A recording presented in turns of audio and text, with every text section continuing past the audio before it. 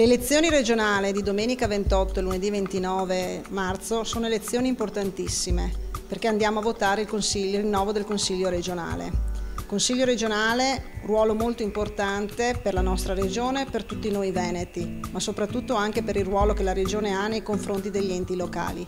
Appuntamento doppiamente valido e importante perché questa volta possiamo eleggere come candidato governatore un nostro candidato, Luca Zaia, una persona che si sia distinta in diversi ambiti e che ha fatto della politica la concretezza come suo motto principale.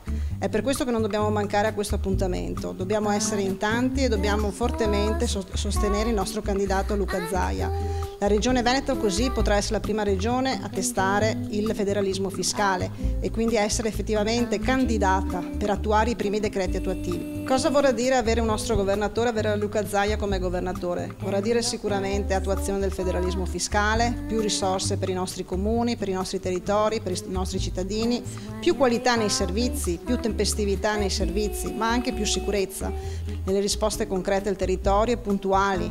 Già cose fatte con il Ministro Maroni che verranno applicate appieno anche nella nostra regione. Il 28 e 29 marzo scegli Luca Zaia presidente.